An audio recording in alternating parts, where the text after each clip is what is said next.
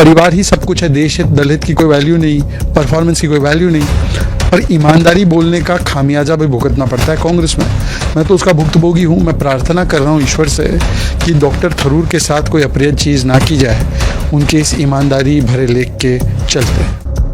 भारत का लोकतंत्र, जिसकी नींव जनता के हक, जनता की आवाज और जनता के अधिकारों पर टिकी है, आज उसी लोकतंत्र के माथे पर सवालों की एक गहरी लकीर उभर आई है।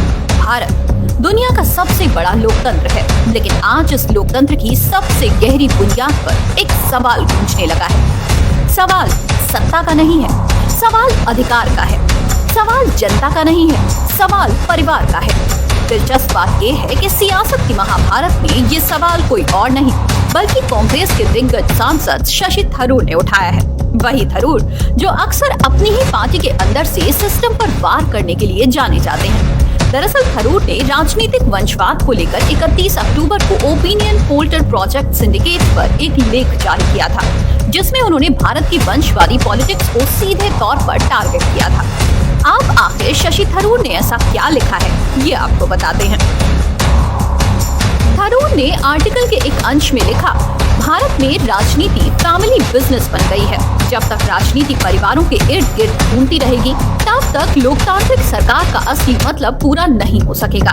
ये समय है जब भारत को वंशवाद छोड़कर योग्यता आधारित व्यवस्था अपनानी चाहिए। उन्होंने लिखा कि गांधी परिवार की विरासत आजादी के आंदोलन से जुड़ी है, लेकिन इसी कारण लोगों में ये सोच भी बढ़ी है कि राजनीति कुछ परिवारों का जन्मसिद्ध अधिकार है। जब राजनीतिक सत्ता का निर्धारण योग्यता, प्रतिबद्धता या जमीनी स्तर पर जुड़ाव के बजाय वंश से होता है, तो शासन की गुणवत्ता प्रभावित होती है। ये तब और भी ज्यादा समस्या पैदा करता है जब उम्मीदवारों की मुख्य योग्यता उनका उपनाम हो। शशि थरूर का ये सिर्फ एक लेख नहीं है, ये एक चोट है, एक ऐसी चोट जो सीधे लगती है उस पार्टी पर जो आज भी अपनी पूरी संरचना, अपने पूरे नेतृत्व और अपने हर बड़े निर्णय को एक ही परिवार की मुट्ठी में कैद रखे हुए है। यानी जब राजनीति में मेहनत नहीं बल्कि वंश चिन्ह ही पहचान बन जाए, जब संघर्ष की जगह परिवार का नाम ही टिकट का पासपोर्ट बन जाए, तो सोचिए ऐसे में क्या लोकतंत्र जनता का रह पाएगा या फिर महज इलीट ड्राइंग रूमों में बैठकर लिखी जाने वाली विरासत का। ये सवाल उठाया है किसी विपक्षी नेता ने नहीं बल्कि कांग्रेस के अपने ही चमकते चेहरे शशि थरूर ने। अंतर्राष्ट्रीय मंच पर लिखे अपने धमाकेदार लेख में थरूर ने साफ कहा है कि भारतीय राजनीति परिवारों की जायदाद नहीं है। आर्टिकल सामने आने के बाद बीजेपी ने भी थरूर का जमकर समर्थन किया है। देखिए, डॉक्टर शशि थरूर ने एक बहुत अच्छा लेख लिखा है और उस लेख में उन्होंने बताया है कि कैसे भारतीय राजनीति एक फैमिली ओरिएंटेड बिजनेस बन चुकी है। और पहले ही पैराग्राफ में उन्होंने इसकी जड़, जो कांग्रेस का प्रथम परिवार है जिसने इस पूरे विचार को एक प्रकार से स्थापित कर दिया है कि राजनीतिक पद आपको अपने जन्म से मिलती है, और इसीलिए जो उन्होंने सच्चाई बयां की है इस आर्टिकल में, 7-8 साल पहले मैंने भी ये सच्चाई बयां की थी नामदार नेपोकिड राहुल गांधी को, तो मुझे तो दूध में से मक्खी निकालते वैसे फेंक दिया। हालांकि भारतीय राजनीति में वंशवाद की चर्चा कोई नई नहीं है, लेकिन जब ये चर्चा भीतर से उठती है तो सवाल और चुभता है, आवाज और तेज सुनाई देती है और चोट सीधा दिल पर लगती है।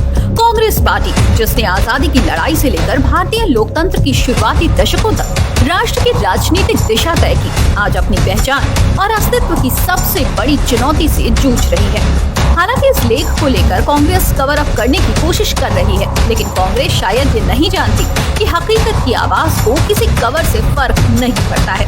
ना मैंने उनका आर्टिकल पढ़ा है, ना मैंने उनको सुना है, तो जब तक मैं सुन न लूं मैं कैसे प्रतिक्रिया व्यक्त कर सकता हूँ। और लीडरशिप मेरिट से ही आई है।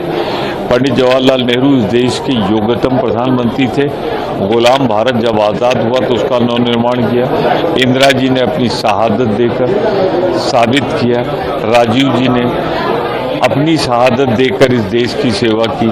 तो अगर कोई गांधी परिवार की बात करता है डायनेस्टी के मामले में, तो त्याग, बलिदान, योग्यता इस परिवार में जो थी, जितना त्याग बलिदान एक परिवार ने हिंदुस्तान में, मैं कहूँगा दुनिया में किया है, गांधी परिवार ने।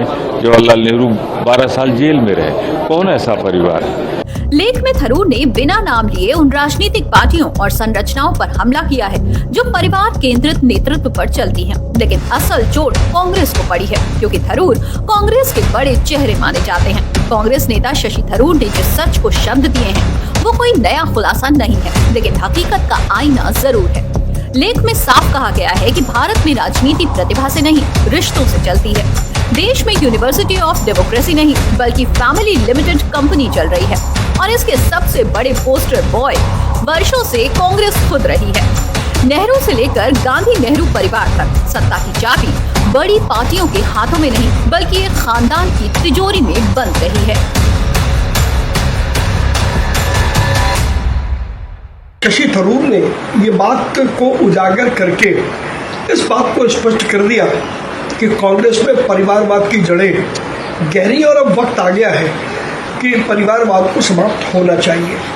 और यही कारण है परिवारवाद का, जिसके कारण से कांग्रेस, जिसने 7 दशक तक देश पर राज किया, आज क्षेत्रीय पार्टी के साथ उसको समझौता करना पड़ता है, अपमान भरा समझौता करना पड़ता है चुनाव लड़ने के लिए।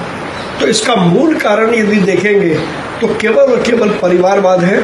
मैं शशि थरूर को बधाई देता हूं कि कम से कम उन्होंने इस बात को बहुत निडरता के साथ में उठाया। 6-7 दशक तक देश पर शासन किया, वो केवल और केवल एक ही परिवार की पूजा करता रहा और वही परिवार जब से लेकर के आज तक कांग्रेस का नेतृत्व करता आया है। बाकी क्या कांग्रेस में ऐसे लोग नहीं है जिनमें इस बात की संक्षिप्तता हो कि वो नेतृत्व कर सकते हैं? जिन जिन लोगों को मौका दिया गया, जैसे वर्तमान में मल्लिकार्जुन खड़गे हैं, खड़गे कहने को तो अध्यक्ष है, लेकिन वो रबर स्टैंप अध्यक्ष है।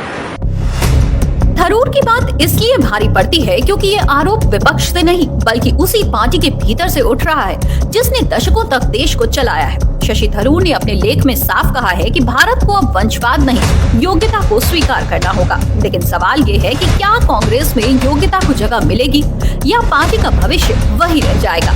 नामदार चले और कामदार देखता रहे।